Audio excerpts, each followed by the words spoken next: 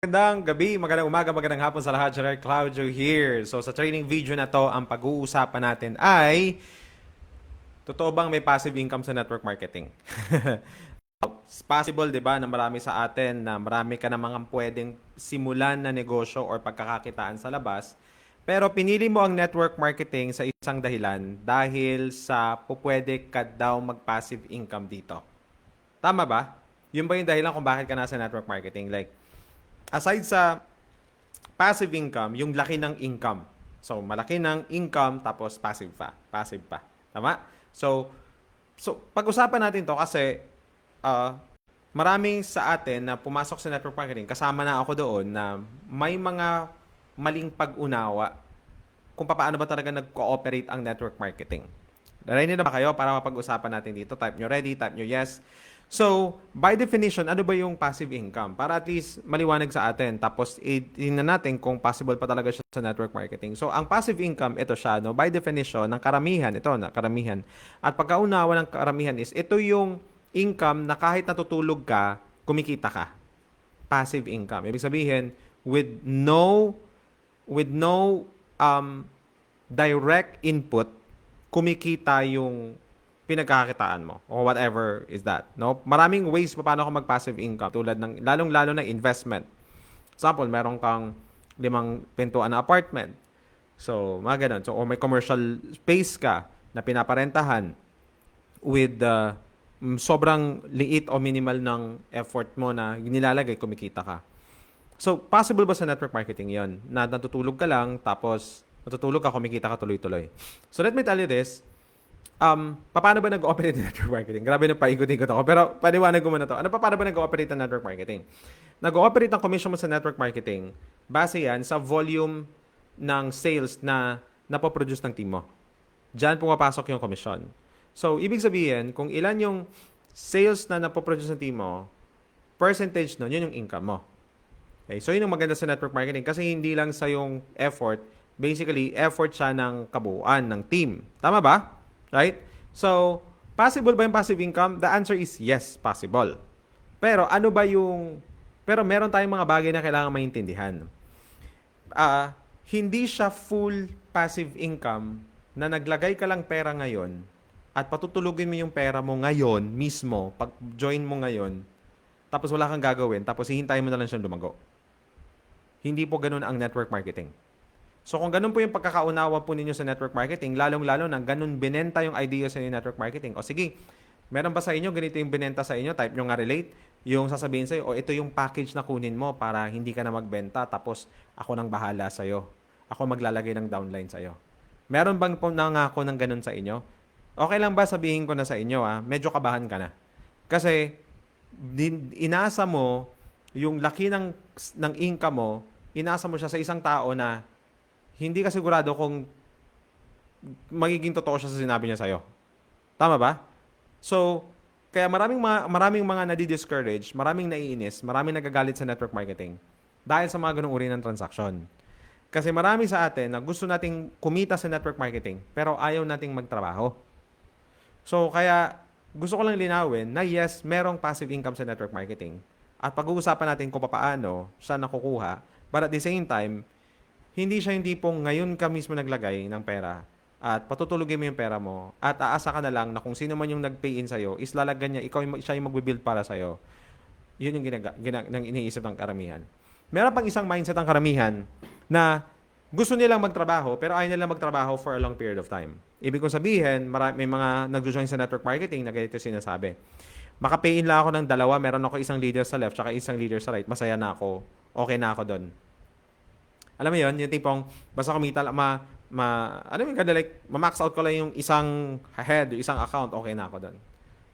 So, willing silang ibigay ng effort for a short period of time, parang itatry lang nila ang pagde-network, tapos, they will try to see na basta makahanap ako ng left and right.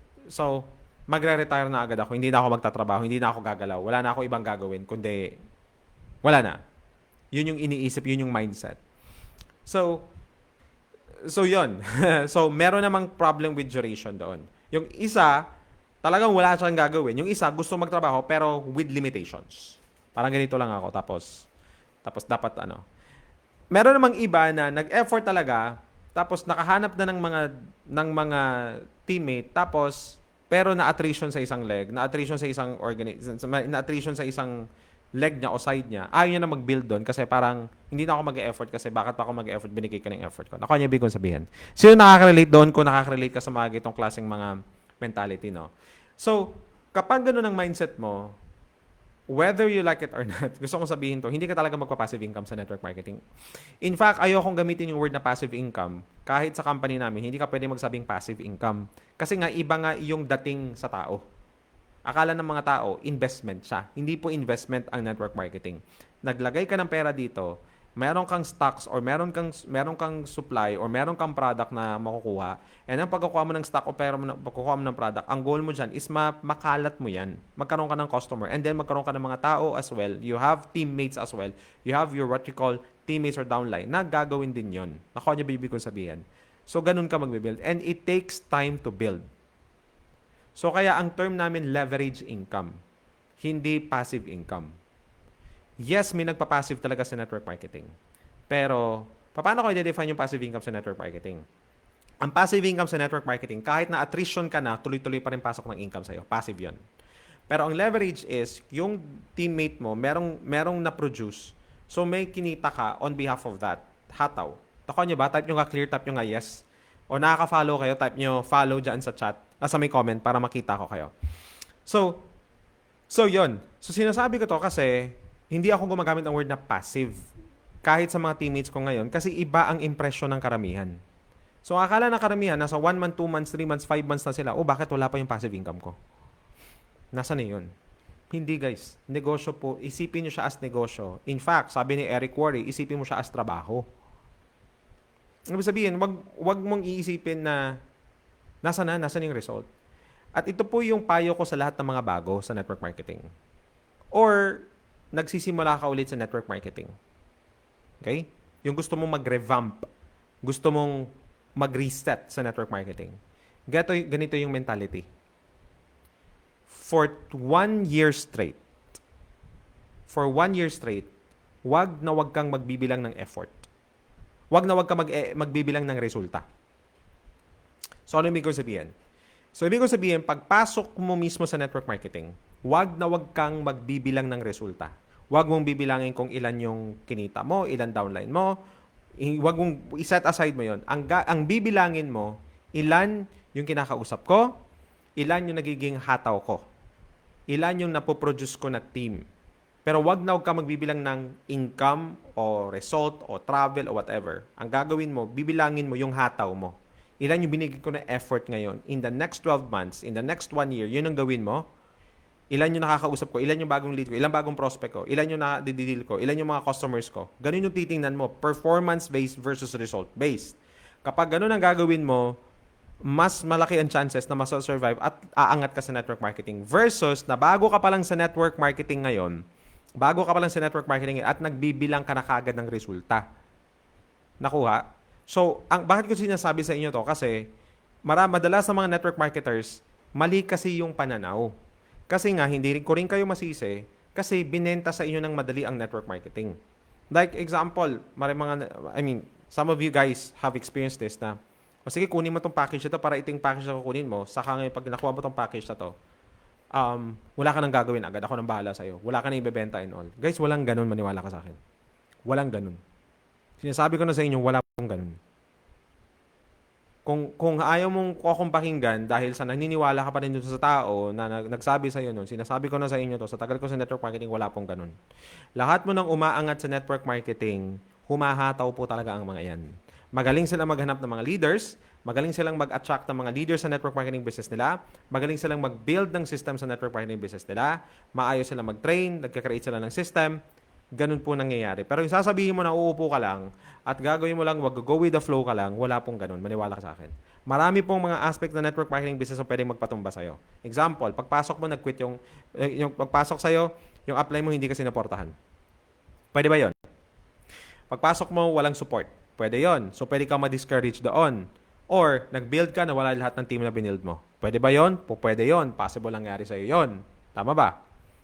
Or, worst case scenario, yung pinasok mo na company, nagsara yung kumpanya na pinasok mo. Possible din yon. Bakit ko sinasabi lahat sa inyo ito? Sinasabi ko lahat sa inyo to kasi um, these are the things na unforeseen. Pero let's say for example, maayos yung kumpanya na pasukan mo. Maayos yung community mo, maayos yung coach mo. Right? Nasa sayo talaga na hahatawin mo yung network marketing business mo. So kung gusto mong mag-passive income in the future, ang passive po hindi po yan overnight, maniwala kayo sa akin. Ginagalaw, hinahataw po talaga yan. Maliwanag po ba? Type nyo nga clear kung maliwanag ako sa inyo. Jocelyn Hardenes, hello Ma'am Vange, kamusta? How are you? Kim Ocares, Joquebed Ramos, kamusta kayo? Grabe no, gising pa kayo right now, no? Maliwanag po ba? Type nyo nga clear, type nyo nga yes, or type nyo learning dyan sa may chat para makita ko po kayo. Yam Chu, magandang araw. So that's how you build your network marketing business. You don't build network marketing business thinking about passive income. Forget about passive income. Don't even think about passive income. You wake up every single day thinking na paano ko i-better yung network marketing business ko today? How am I going to make my network marketing business better? How am I going to make my presentation better? My product sales better? My recruiting better? How am I going to make my leadership better? Hindi kailangan sobrang laking result. Hindi kailangan sobrang laking change. Ang kailangan mo lang, at least nagpo-progress ka every day. And mind you guys, hindi madali yon. It's simple to say, but hindi siya easy. That is exactly the reason kung bakit kapag sinabi mo yung nang maayos, yung magiging result nila sa network marketing, maraming ayaw. Kasi sa totoo lang guys, magugulat kayo, marami po talaga ang willing maglagay ng pera na walang gagawin. Kaya marami pong nasa-scam sa Pilipinas. Imagine niyo marami even right now willing mag-gambling. Naglalagay ng pera sa gambling for that chance na manalo. Nakita niyo ba yon? Naging epidemic sa Pilipinas yung mga online gambling.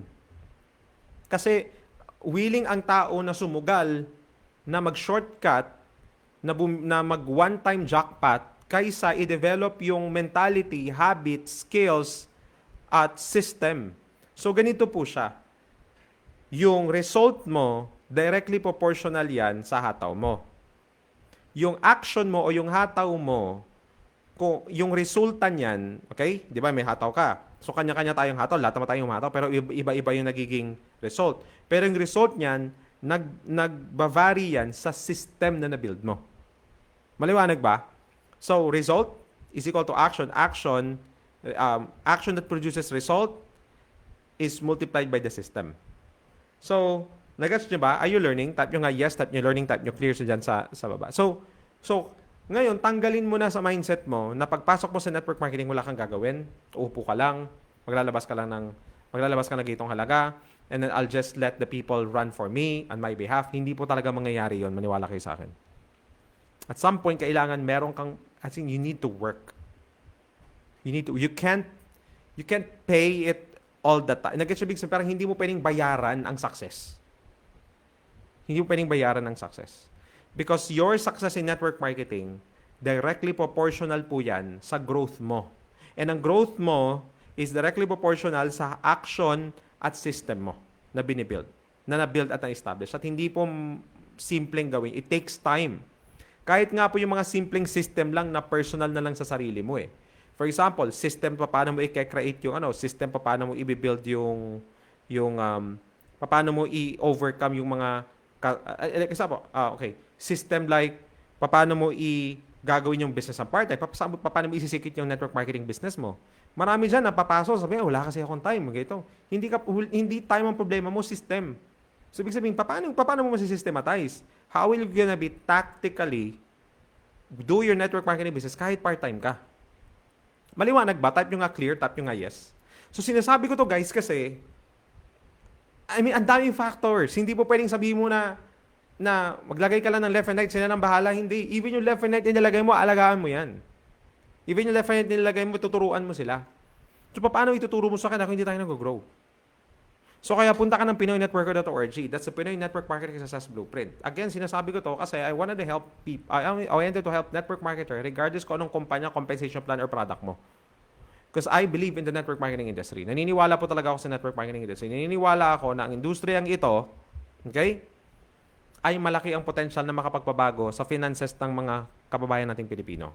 Basta gawin siya ng tama. Basta gawin siya ng tama. Ngayon, kung ikaw, pareho natin na, pareho tayo na, ganun yung pananaw mo. Okay? Ganun yung pananaw mo. Punta ka ng pinoynetworker.org. pinoynetworker.org. Yan. Type mo yan. Nandyan yung course or check mo dito sa comments.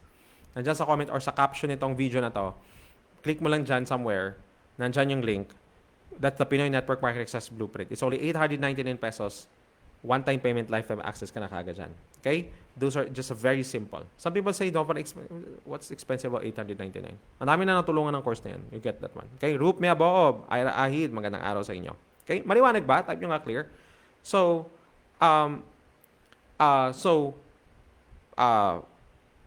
instead of thinking and be obsessed about the idea of passive income, start thinking and planning how to better your network marketing business tomorrow, kahit 1 inch or 1% or a small step. Until such time na ma-figure out mo, okay, I'm gonna do massive action right after this. Okay?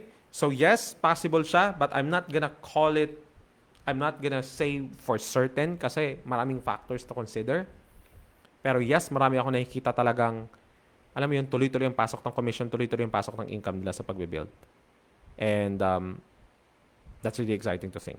But I'd rather call it leverage income.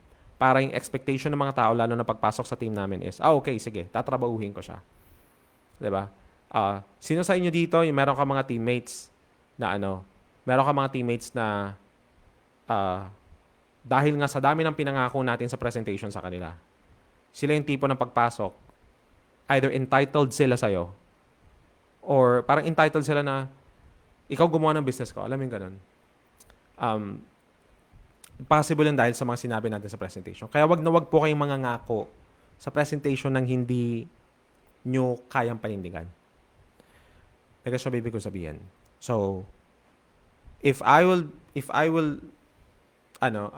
train a team, like right now, sinasabi ko sana, ito yung pwedeng maging result natin. Pero kailangan trabahuhin natin to. Kailangan ayusin natin yung sistema natin dito. Kaya even sa team namin, may talagang systematic kami how we build our network marketing business. Okay? I hope may natutunan kayo sa video na to. I know marami sa inyo na nagde-network kayo as of the moment dahil may pangarap talaga kayo mas maraming oras. And that really is possible. Possible po talaga yan na kapag nag-build ka ng network marketing business, possible talaga yung magkakaroon ka ng oras. But mind you have to understand na ang oras mo sa network marketing or yung result mo sa network marketing directly proportional sa action mo and action mo directly proportional sa system na i-build mo. Hindi pwedeng hataw-hataw ka lang na wala kang sistema. And yung sistema kasi, inaaral kasi yan eh. No? Ibig sabihin inaaral, kumbaga, dinidiscover mo siya along the way. Nire-refine mo siya along the way. So, huwag matakot na magbigay ng effort sa simula. Huwag matakot na humataw sa network marketing. Huwag matakot na ibuhos yung effort mo kasi magugulat ka na lang, alayo na pala na narating mo. Ang dami mo ng,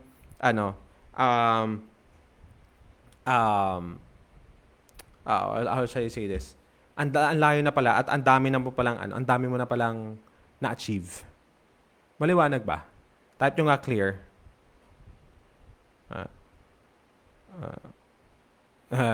Okay. Type nyo nga clear? Yes. Melodina Habalde. Hello, Yel Cercado. Magandang araw. So, again, if you're a network marketer na naghahanap ka ng mga strategy or tactic, go to pinoynetworker.org.